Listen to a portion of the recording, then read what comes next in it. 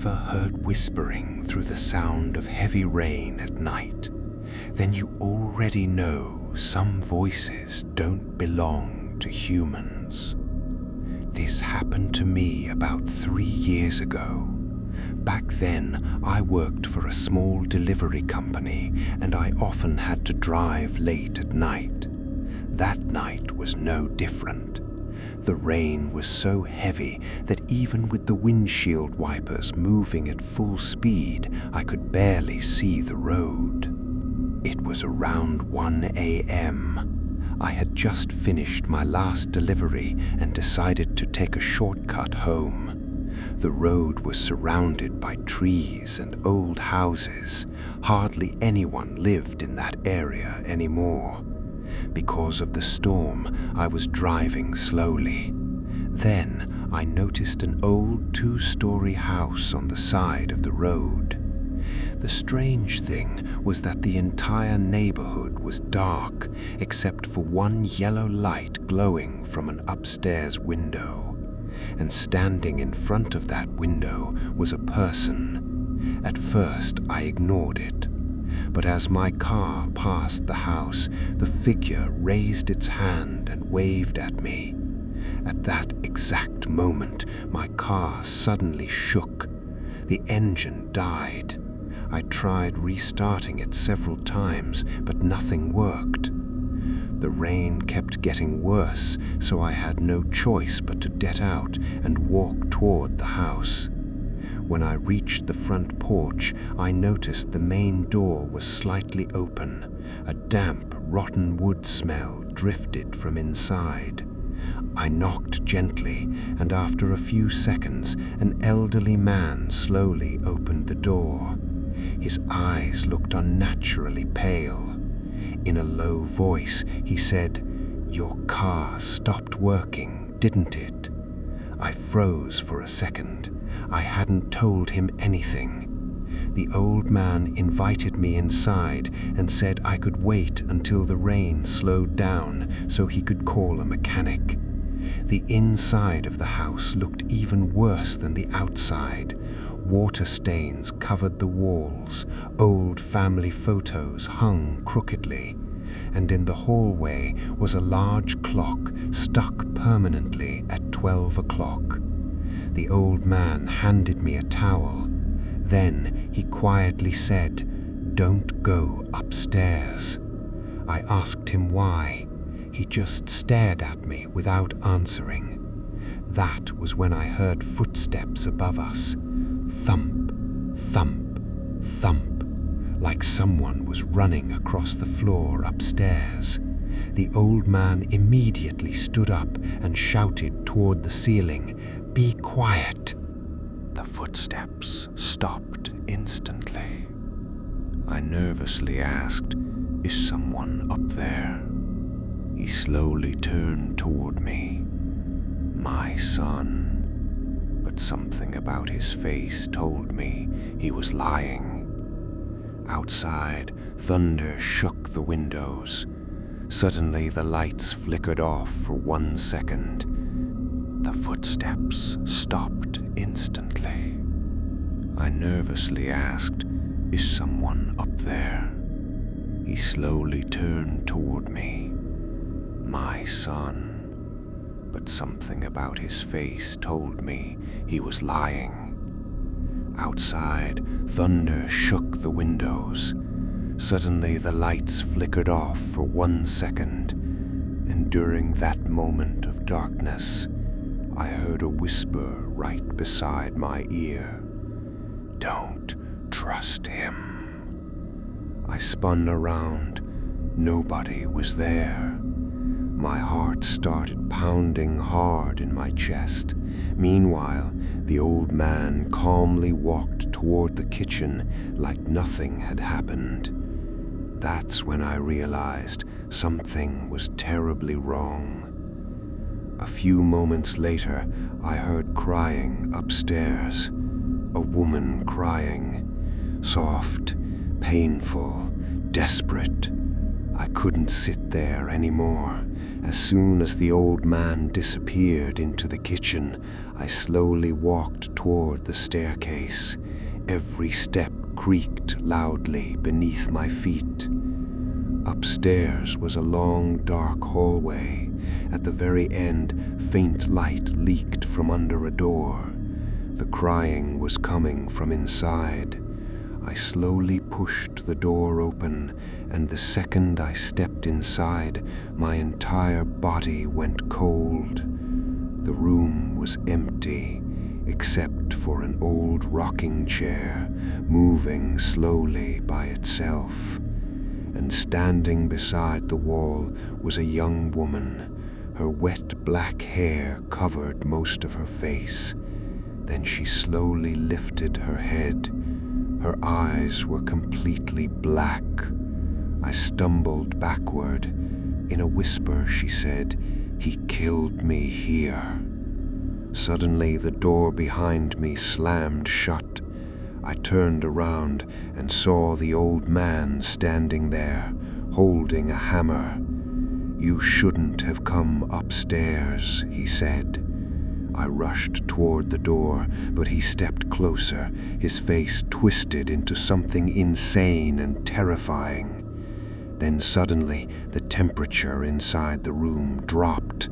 The rocking chair began shaking violently. The old man froze. The girl slowly started walking toward him. For the first time, fear appeared on his face. "No, no, not again."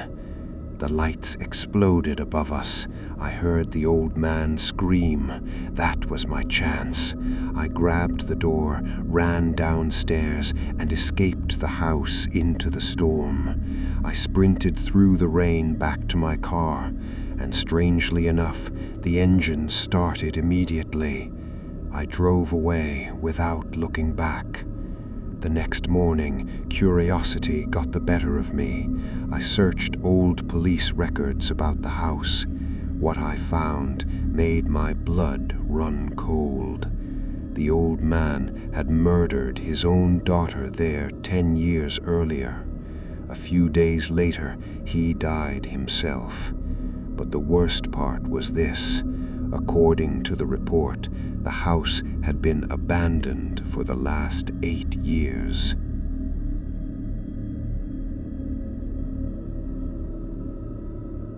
During storms, some people look for shelter, and some things look for people.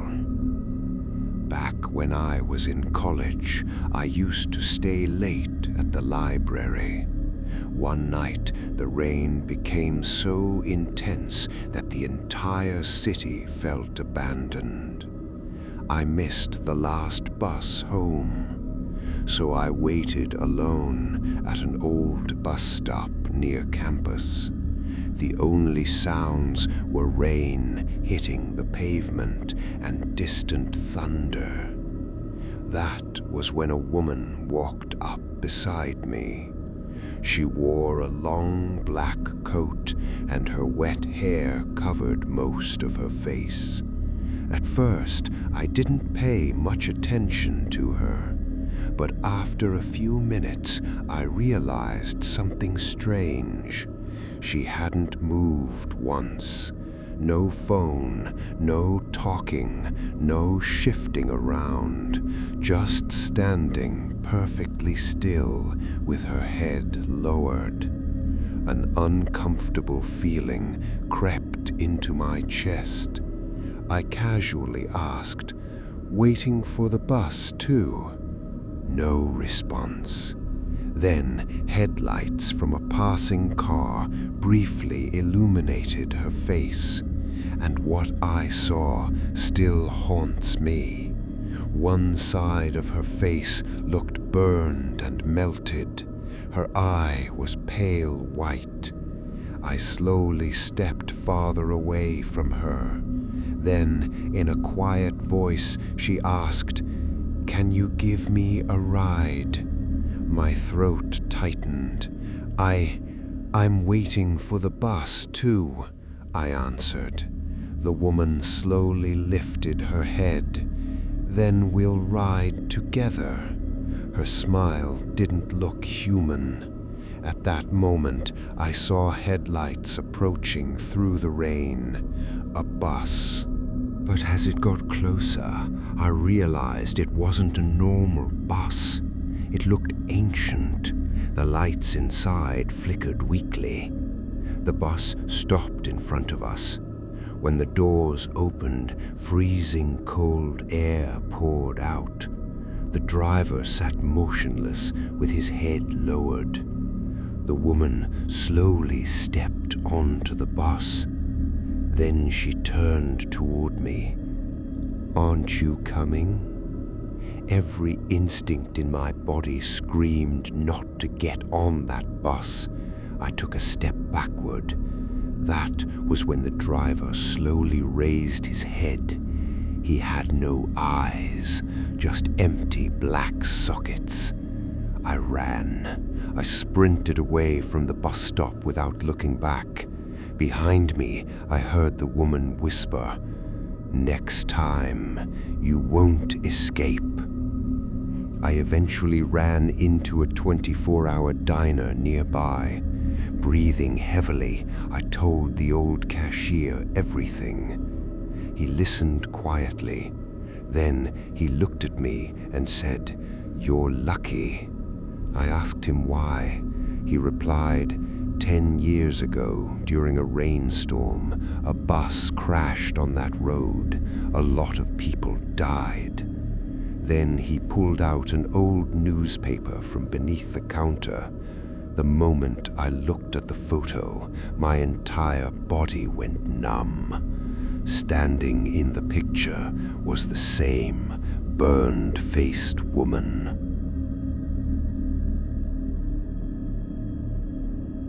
If I had opened that door that night, I probably wouldn't be alive today. This happened during a cold, rainy night shortly after I moved into a new apartment building. The place was quiet. Mostly elderly tenants lived there. Around 2 a.m., I woke up to knocking.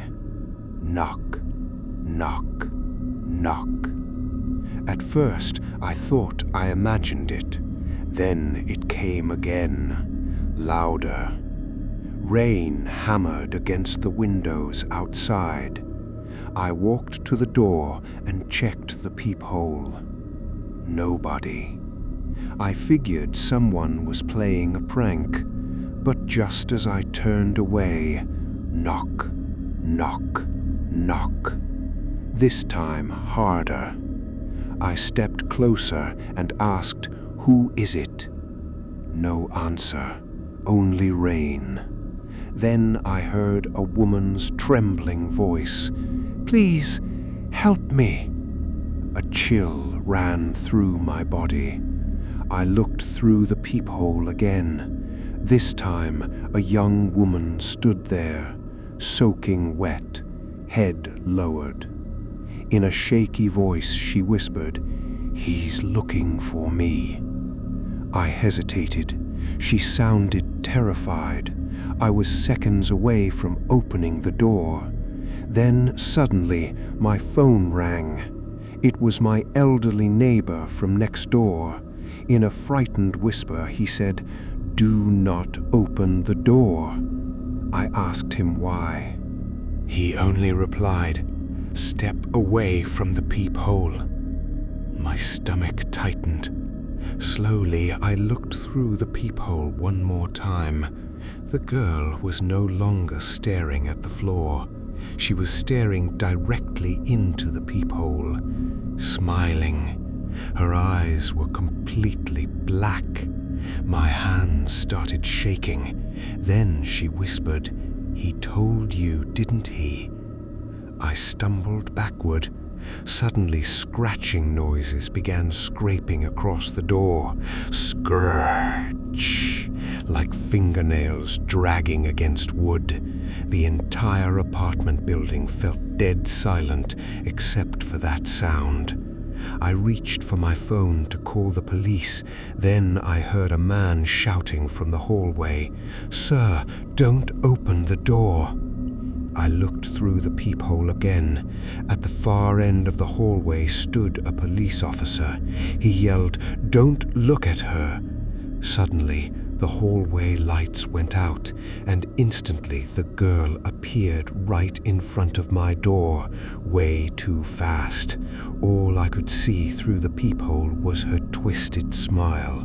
Then the banging started. Boom, boom, boom. The entire door shook violently. I pushed my couch against it while the impacts kept coming. After nearly 5 minutes, everything stopped. When the police finally searched the building, they found nobody in the hallway. The next morning, my elderly neighbor told me something I'll never forget. 2 years earlier, a serial killer used to enter apartments during storms.